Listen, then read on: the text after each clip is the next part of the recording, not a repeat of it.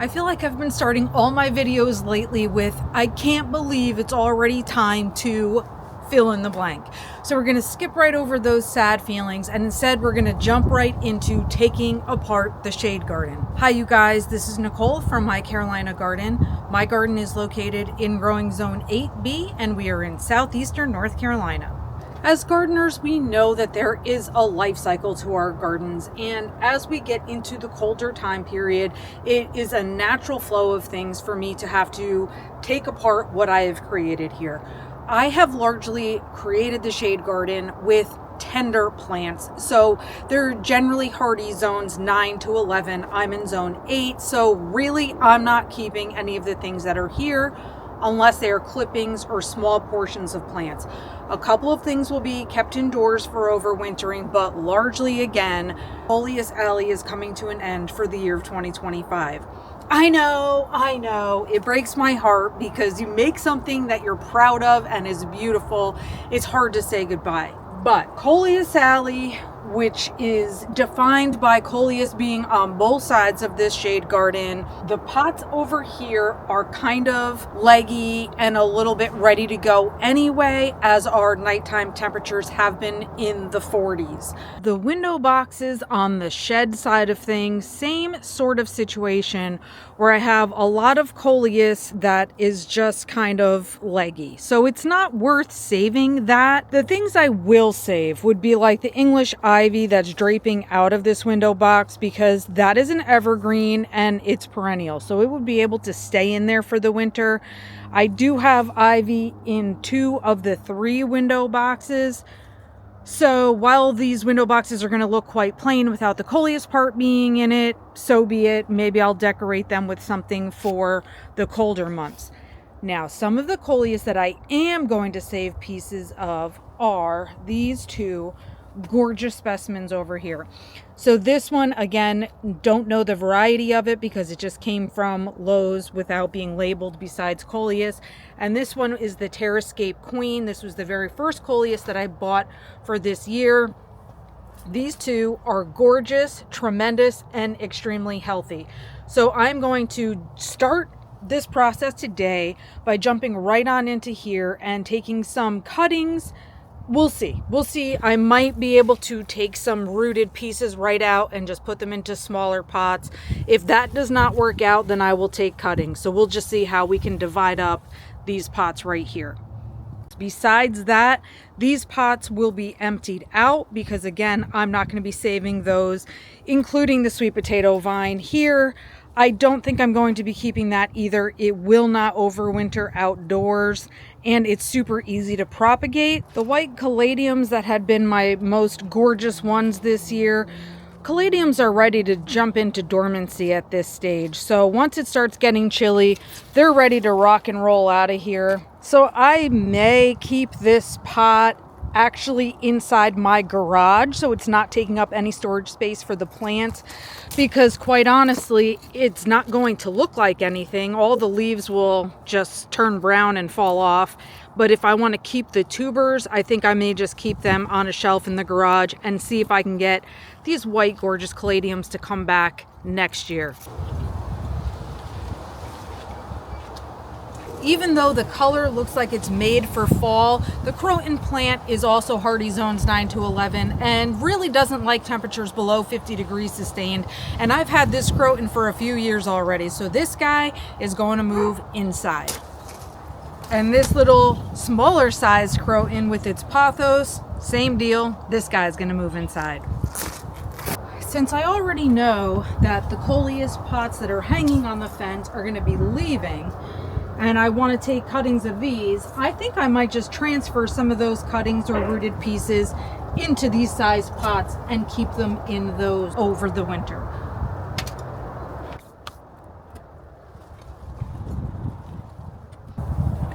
I want to take a look at this piece of Coleus right off to the side here, because this one looks like it was completely rooted separately. I don't remember how I did things now. There was so much propagation going on. Yes.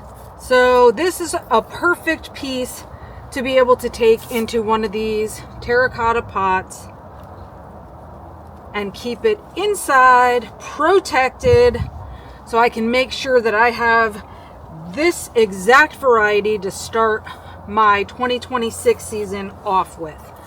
Now this one from the wall has just got to be taken apart because this is leggy and starting to die back.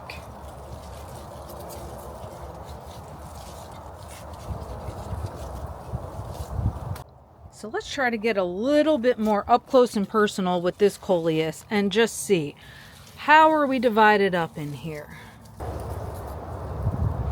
This Coleus looks like I can divide this guy up, and that's what I'm going to do. I'm going to store clippings, keep clippings of this plant only. And let's show you exactly how I'm going to do that.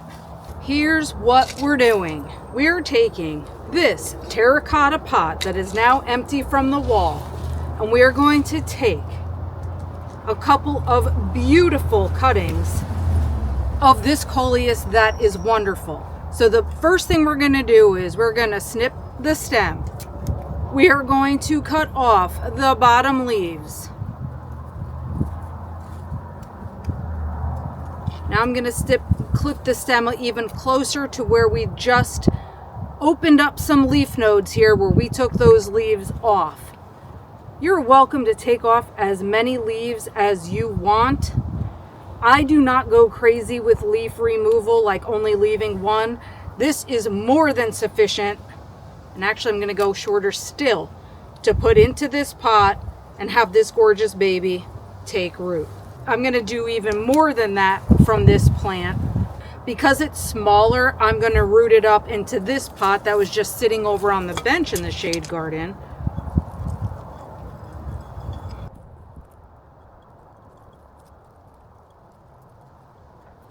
Garbage.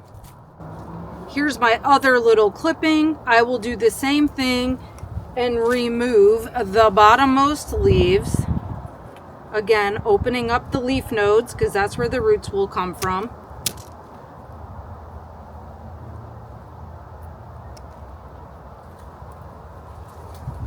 And if it begins rooting here, my stem isn't that long, it's got a long ways to go before this baby gets leggy on me. So I'm going to be able to put that right in here and have it grow some new roots for me. So let's take off another pretty piece to fill this pot, and then we are all set with this guy. I'm just making sure that the leaf nodes are actually like little open wounds so that the roots can sprout from those spots. And now I feel good about it with this piece as well. So that gives me two different plants right in here that can both root. They're gorgeous and healthy, and they're not going to take up nearly as much room as that big stone planter. So these are the clippings I will keep of this variety. All right, these two plants hanging in the back, we have a pothos, which is typically just a house plant, and we have the Boston fern. Both of these plants I got on clearance this year. They were $5 plants. The pothos, you know, is pretty easy to grow and can live indoors nicely. Does not require a ton of sun. I have never actually had a Boston fern before. I know it likes shade, but I'm not sure what it requires for keeping it overwintered. So this guy, I'm not sure. He may just have to toss. This guy's gonna go and live inside. Here is our save piles so far. So these are the Coleus clippings we just potted up, the two Croton Petras that we are going to be putting inside. This is going to my office, and I think the pothos is also going to my office. I have not enough space to fill my house with houseplants on top of everything else. Back into the shade garden we go. The elephant ears are perennial here, so I can leave those there for now. If they die back, it's fine because they will come back. Again, this ivy that's down here in this pot is going to be evergreen. I'm going to just leave these Dragon's Breath Celosia till I think frost is what's going to take them out. These were self-seeders from the yards. They were meant to just be here for as annuals anyway, so that's fine. The purple heart on this side is literally the only thing that is planted in the ground in this entire shade garden, and it's also perennial, so I am leaving that alone. I think the big stone planters that are here, I'll just leave in these spaces. And now that I've taken the Coleus cuttings that I want off of these plants, maybe I'll just leave these until it's time and frost actually takes them out on their own. However, I have so much more Coleus back here. This is not all going to sit here and wait because that's just going to create more of a mess for me. I just have so many various propagations because things like this, even things that have gotten leggy or were not exactly the right color that I wanted for the garden, I could take clippings of these and just let them root into pot arrangements and stuff, and that becomes so handy. But all these leggy pieces and some that have, you know, even suffered in one way, whether it was mealy bugs or these colder temps, whatever, it's time for all these guys to go.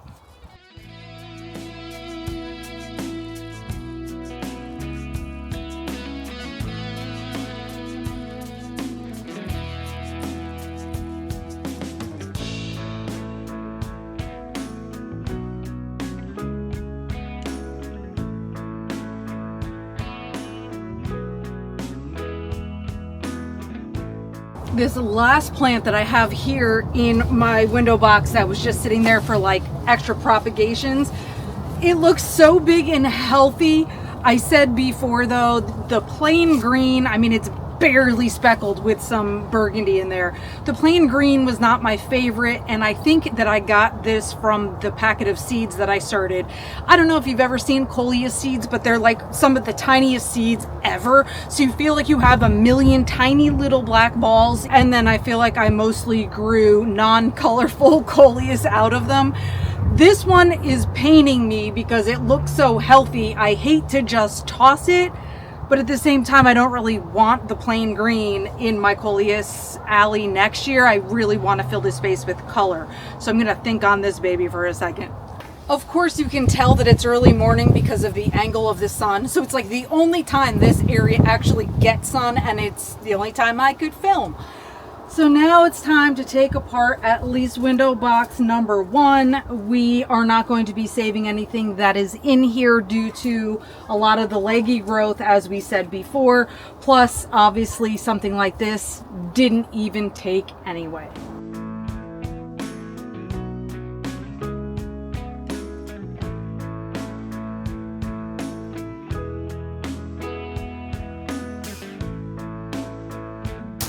I am so very bad at throwing plants away, which is why I have a greenhouse, because I want to save everything. Well, as I was up there in that window box, I have some of the original favorite Coleus that I had. This was before the Terrascape Queen got to be so gorgeous. And this is the one that's got the hot pink centers in it. And I think you know I'm a sucker for hot pink colors. So I'm thinking I gotta save a clipping of this too. And cutting off the flowers. The other ones didn't have flowers, but I'm cutting them off because I certainly don't want the plant putting its energy into flower production. So this time we're just gonna put all of our energy into making new foliage.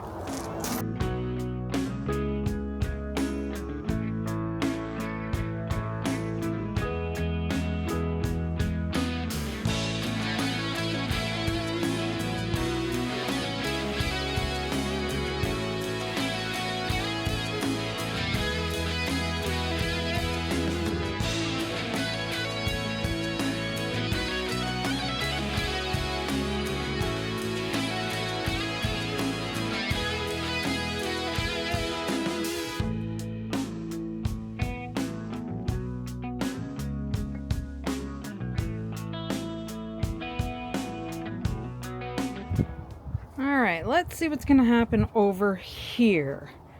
So this little bistro table, this is the chair to the bistro table set. I may actually keep it in the shade garden this year. I usually put it and dress it up and put it outside the greenhouse. This little bit of sweet potato vine, as I said, I think I'll keep that. And then this right here is the succulent that I got from Florida. And I have another one of its babies in my decorative bird cage. I don't think this guy can live outside. I'm certainly not an expert in what kind of succulent this is. I actually have no idea. Now I'm assuming that all the little rosettes that are coming off of the sides of the leaves there can be planted, because I took them, a whole bunch of them, and put them in here, and I can see their little tiny roots beginning to pop out. But look at these delicate little sweeties.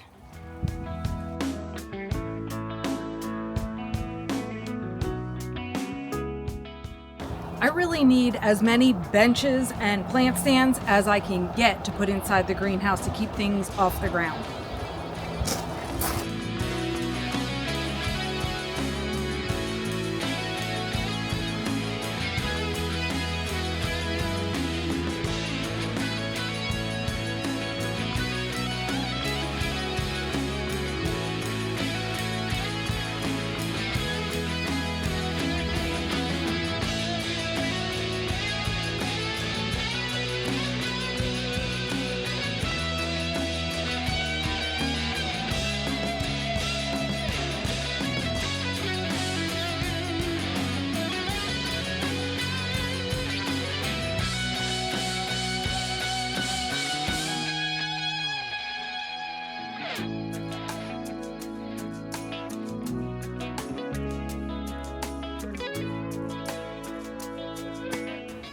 All right, so first let's just take a very quick peek at what we already have inside the greenhouse.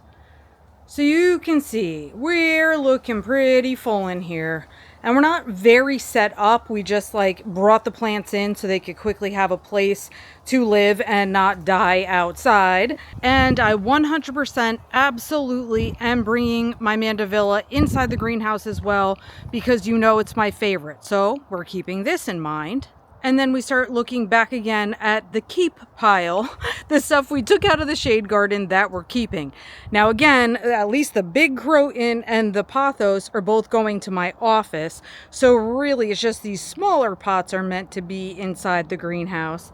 And now let's take another stroll in through the shade garden and see what all we have left or what we're doing. Because basically I think every single thing that's in here now is just staying.